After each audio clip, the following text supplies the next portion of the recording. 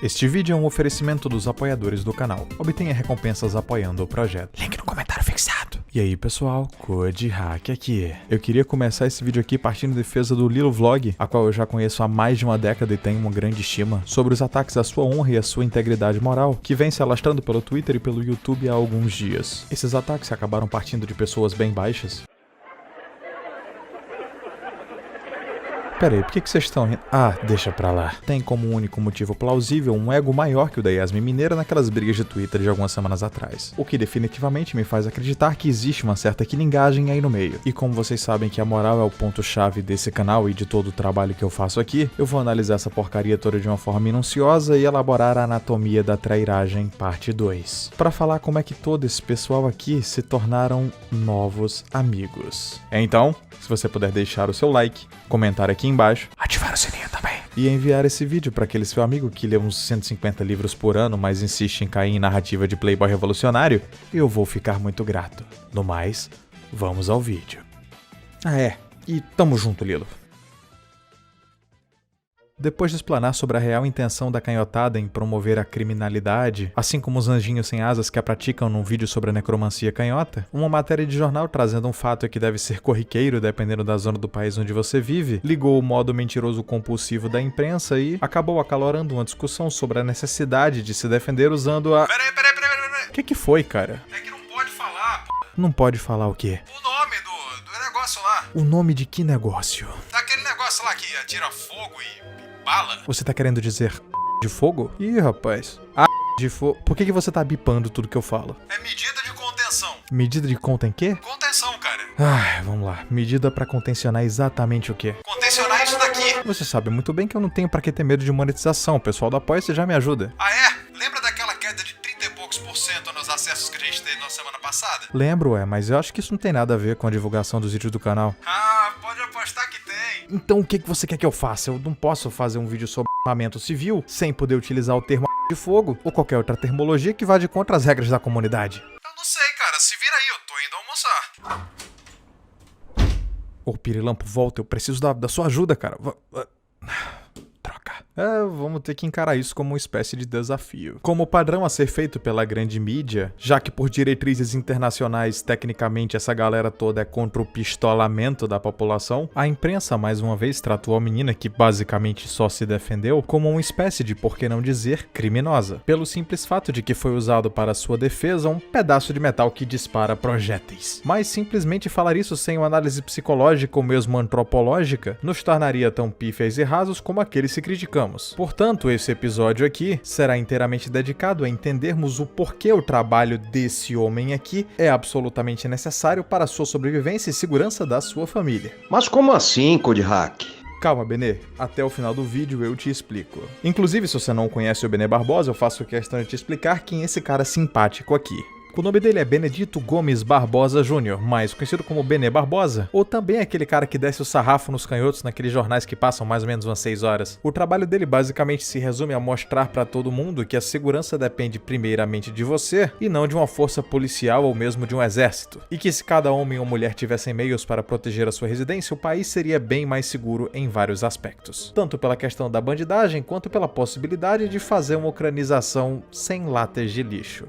Digamos que o pessoal do STF tá merecendo um churrasco. Olha só que interessante, eu posso falar basicamente a atrocidade que eu quiser desde que eu utilize os termos de linguagem corretos. E como o aprendizado da canhotada é mais difícil que uma ereção para um eleitor do Novo, fica praticamente impossível adivinhar o discurso horrível que eu estou fazendo. Eu agradeço a Deus todos os dias por não ser um normie. Mas beleza. Para entender por que dispositivos canceladores de CPF são de fato tão importantes com a atual situação da criminalidade no país, precisaremos analisar historicamente a influência revolucionária no campo da segurança pública, não só por aqui, mas em outros povos também. Tudo isso para entender por que a canhotada não quer que você possua um disparador de azeitonas. E aqui vai um spoiler antes dos raciocínios que virão a seguir. Nada disso é por acaso. A criminalidade em que até agora há pouco vinha crescendo mais e mais a cada dia é o resultado de anos e anos de uma complexa engenharia social, cujo único objetivo é entregar o poder e a dirigência do país na mão de crápulas canhotas. Pois é.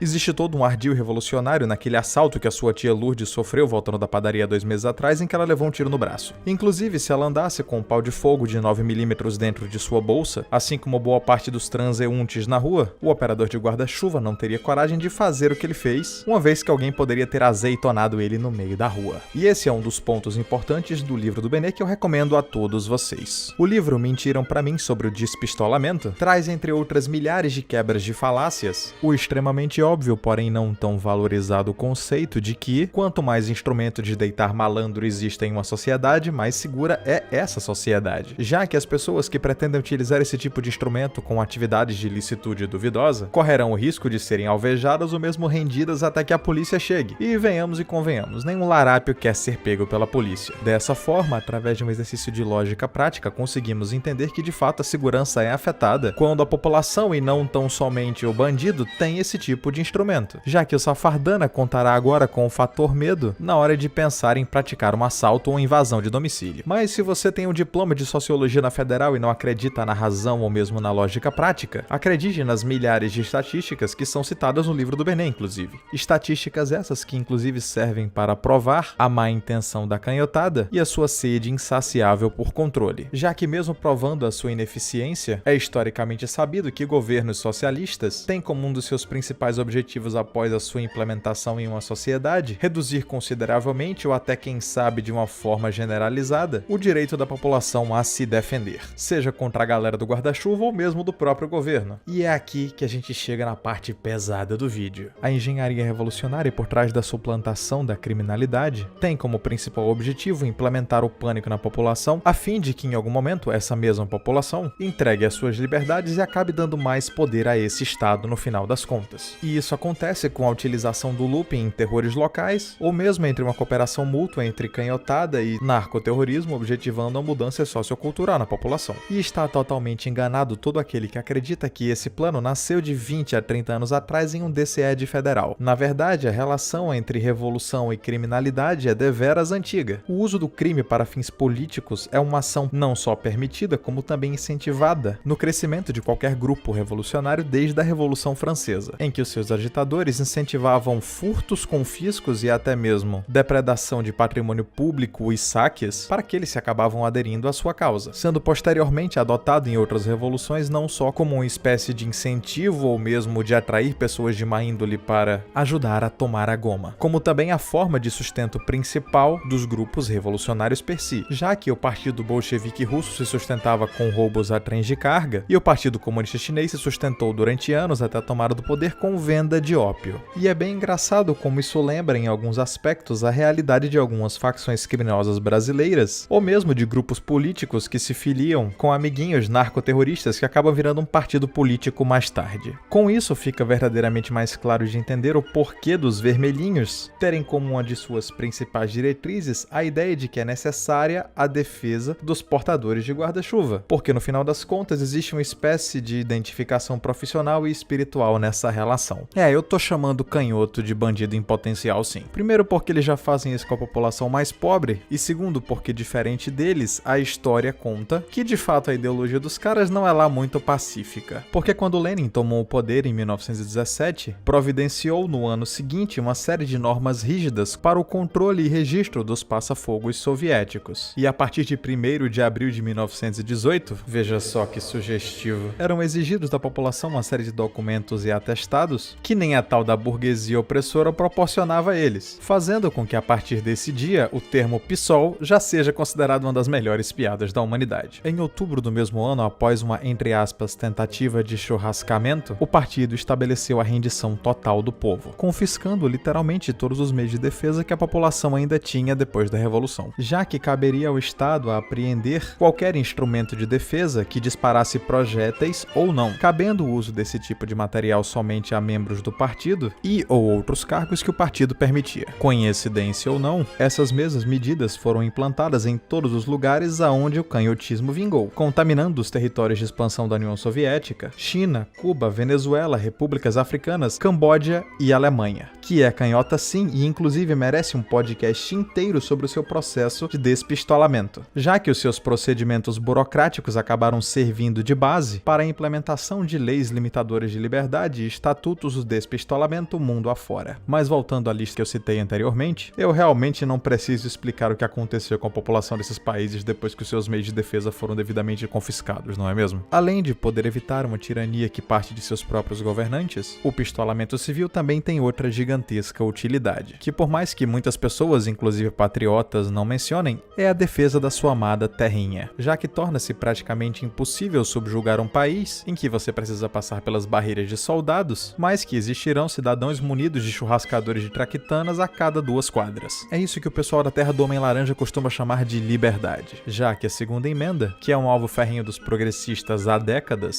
garante à população o direito de não depender necessariamente da polícia para defender as suas casas. Direito este que vem sido tomado aos poucos do brasileiro há um tempo razoável, diga-se de passagem. Desde aquele canque safado do Getúlio Vargas, até passar por uma das maiores tentativas de safardanas realizadas com o cidadão de bem no ano de 2005 com o referendo, que foi basicamente uma tentativa de ludibriar a população com sentimentalismo barato e lógica de pré-escolar, já que os garotos e garotas propagandas dessa campanha, que eram o Beautiful People, claro, que diziam incessantemente que o cidadão de bem deveria entregar o seu defumador para as autoridades, já que na mão dele esse artefato virava basicamente um instrumento de acidentes domésticos e maneira de armar os contraventores, o que era uma gigantesca falácia, diga-se de passagem. Mais uma vez, essa e outras red pills no livro do Benê. Mas continuando, temendo que o cidadão de bem caísse nessa gigantesca bite, o nosso herói aqui coordenou toda uma ação de resposta a esse tipo de mídia fajuta e num espaço de tempo realmente curto conseguiu desfazer a narrativa, revertendo o quadro e fazendo com que a população mantivesse o seu direito de defesa, ganhando com 63%.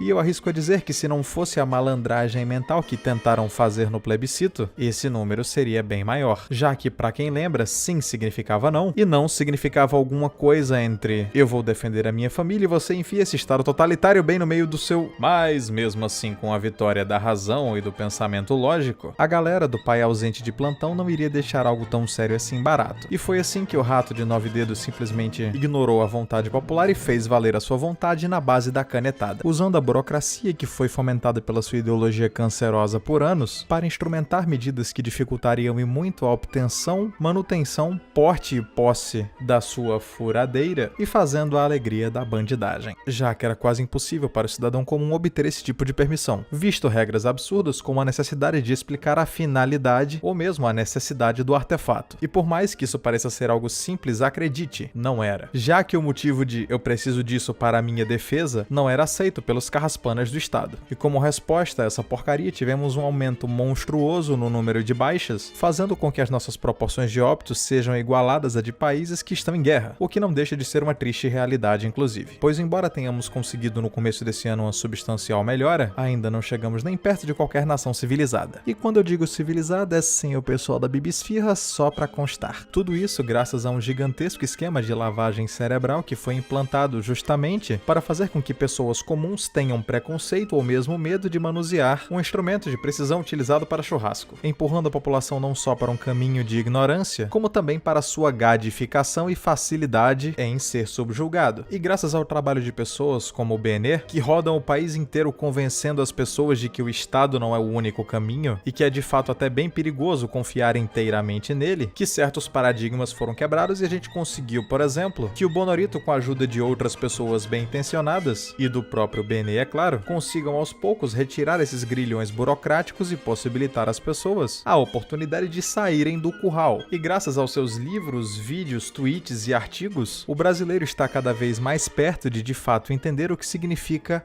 liberdade, já que não dá para confiar em um instrumento que acaba a cada 4 ou 8 anos trocando o seu representante, porque vai que um deles é um cookie chorão que não é um Amoedo ou mesmo um desgraçado feito poste. E caso algum malandrão da laia do poste ache que pode brincar de homolodor com o Brasil, graças a homens como estes, nós seremos capazes de termos uma chance de revide.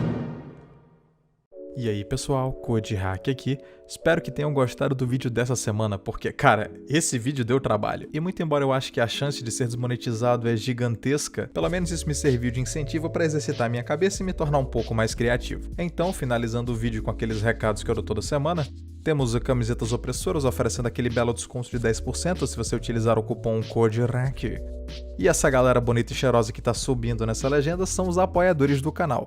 Sem eles, eu não ia conseguir postar tantos vídeos por semana, podcast e um monte de outra coisa que eu meio que tô me envolvendo pra tentar redipilar uma galera. Então, se você quer ter acesso a material extra, grupo do Telegram ou mesmo só ajudar o canal mesmo, entra lá no link, tá aqui na descrição, vê se alguma recompensa te agrada e me dá uma webesmola. Muito obrigado por ter visto o vídeo até aqui, eu sou o CodeHack e até a próxima!